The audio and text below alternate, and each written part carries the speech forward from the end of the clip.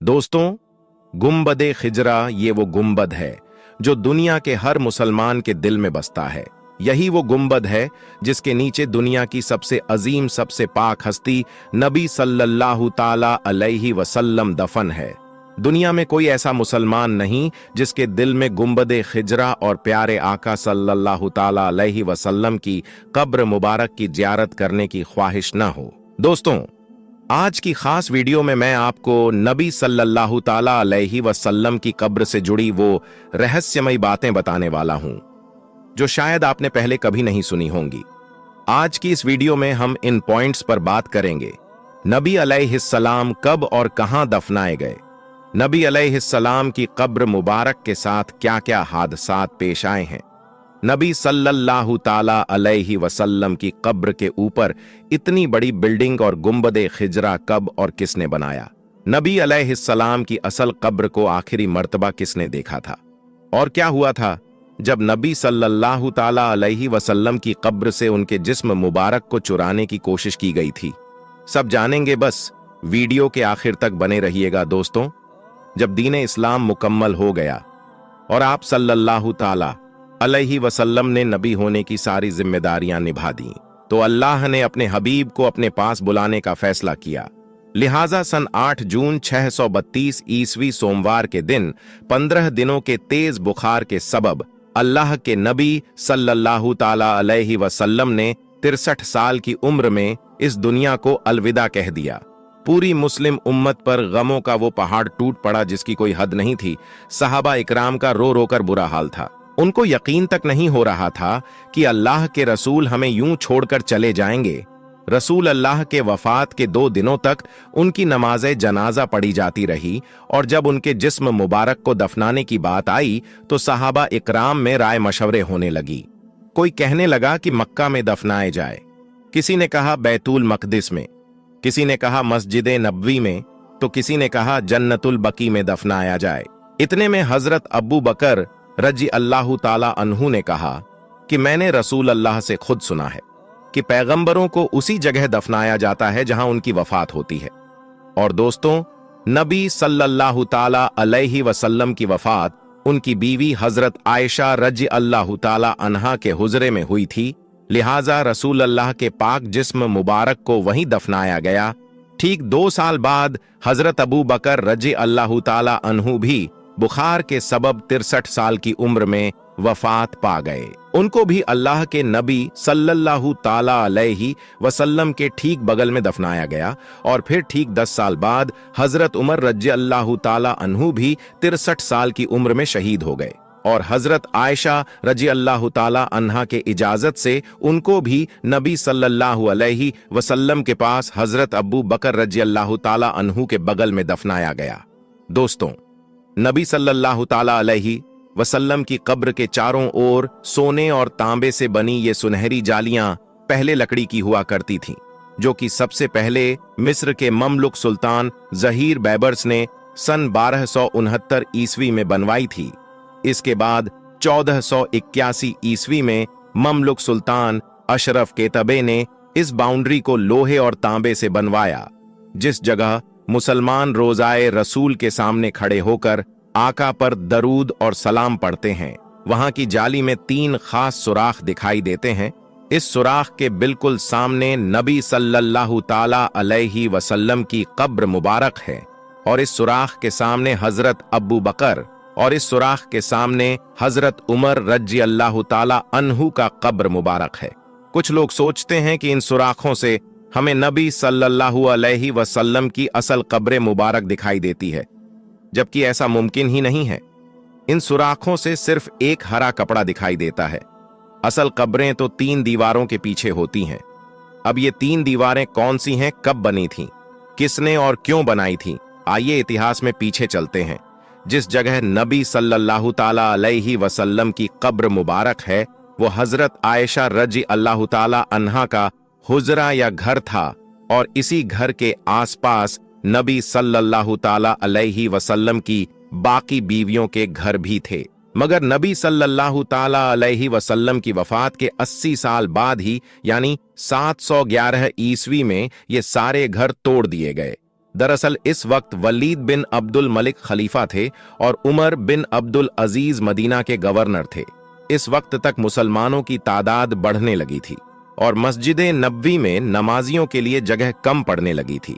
इसी वजह से खलीफा वलीद बिन अब्दुल मलिक ने गवर्नर उमर बिन अब्दुल अजीज को नबी सल्लल्लाहु अलैहि वसल्लम की बीवियों के घर तोड़ने का हुक्म दिया ताकि मस्जिद नबवी को बड़ा किया जा सके।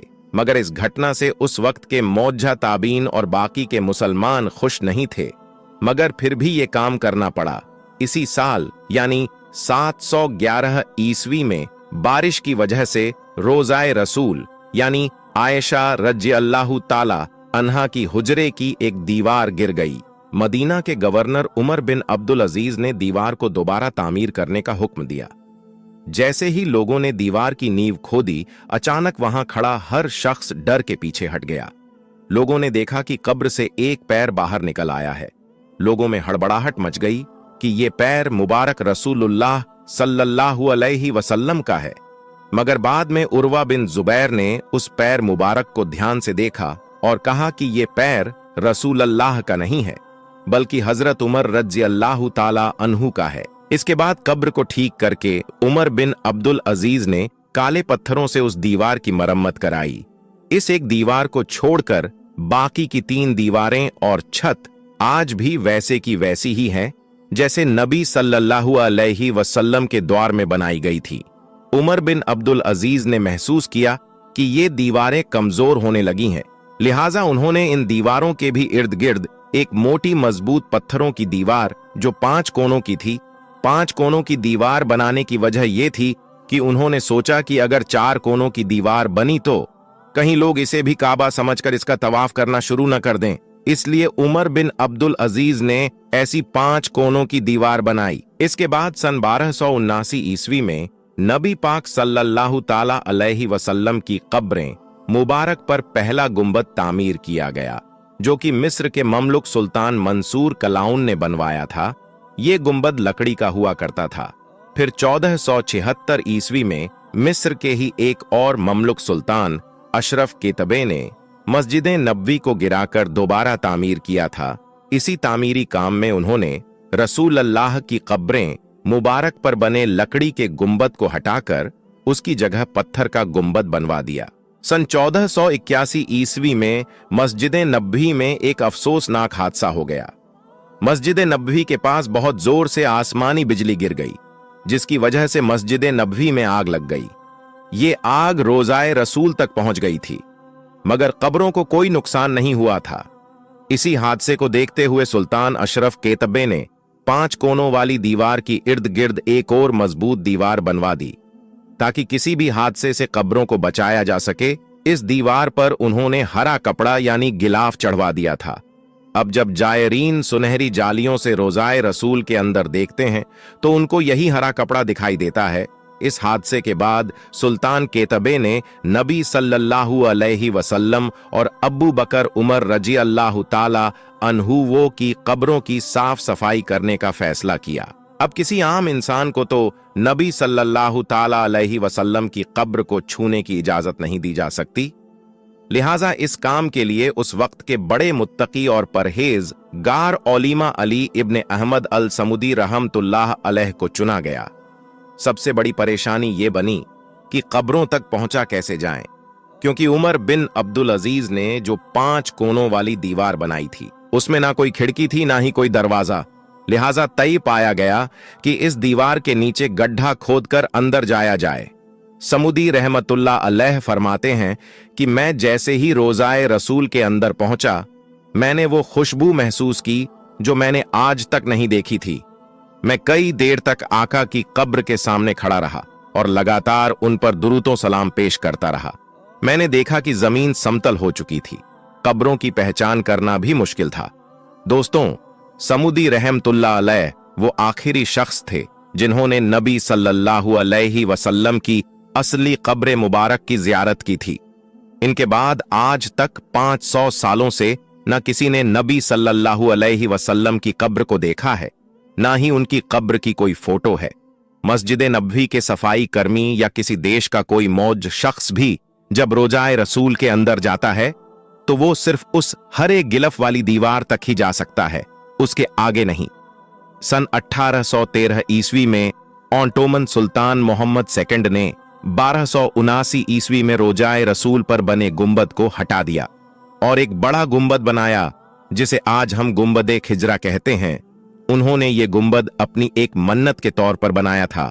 उस वक्त के उलमा इकराम ने इनको रोकना चाहा, मगर सुल्तान महमूद नहीं माने। कुछ सालों के बाद ही गुंबदे खिजरा पर हरा रंग कर दिया गया। उसके बाद से आज तक गुंबदे खिजरा पर हरा रंग ही रंगा जाता है। दोस्तों, नबी सल्लल्लाहु ताला अलैहि वसल्लम की कब्र मुबारक के नीचे की साइड एक और कब्र की जगह खाली है। हदीसों के मुताबिक इस जगह हजरत ईसा अलैहिस्सलाम को दफनाया जाएगा, क्योंकि ईसा अलैहिस्सलाम अभी जिंदा है। अल्लाह ने उनको जिंदा ही आसमानों में उठा रखा है। दोस्तों, इस्लामी इतिहास में कुछ ऐसे किस्से मिलते हैं जिनमें बयान किया जाता है कि नबी सल्लल्लाहु ताला अलैहि वसल्लम की कब्र से उनके जिस्म मुबारक को चुराने की कोशिश की गई। एक वाकया ये बयान किया जाता है कि फातिम बिन खलीफा हकीम बिन अमरुल्ला ने 2 बार ये कोशिश की नबी सल्लल्लाहु ताला अलैहि वसल्लम की जिस्म मुबारक को उनकी कब्र से निकालकर मिस्र के कायरो शहर में दफना दिया जाए। इसके अलावा एक मशहूर वाकया नूरुद्दीन जंगे वाला है, जिसमें नूरुद्दीन जंगे के ख्वाब में 2 चोर नजर आते हैं जो नबी पाक सल्लल्लाहु ताला अलैहि वसल्लम की कब्र मुबारक को चुराते हुए दिखाई देते हैं। नूरुद्दीन जंगे बिना वक्त गवाए बगदाद से मदीना पहुंच जाते हैं और जब तहकीक की जाती है तो पता चलता है कि 2 ईसाई थे जो मुसलमानों के भेष में मदीना में रह रहे थे और अपने घर से नबी सल्लल्लाहु ताला अलैहि वसल्लम की कब्र तक सुरंग खोद रहे थे ताकि नबी सल्लल्लाहु ताला अलैहि वसल्लम के जिस्म मुबारक को कब्र से चुरा कर ले जा सकें। उन दोनों ईसाइयों को पकड़ लिया जाता है और उनको फांसी पर लटका दिया जाता है। दोस्तों, ये वाकयात सही है या मनगढ़ंत, मैं यकीन के साथ नहीं कह सकता। खैर, उम्मीद करता हूं कि वीडियो से आपको बहुत कुछ सीखने को मिला होगा। जाते जाते वीडियो को लाइक और चैनल को सब्सक्राइब जरूर कर लीजिए।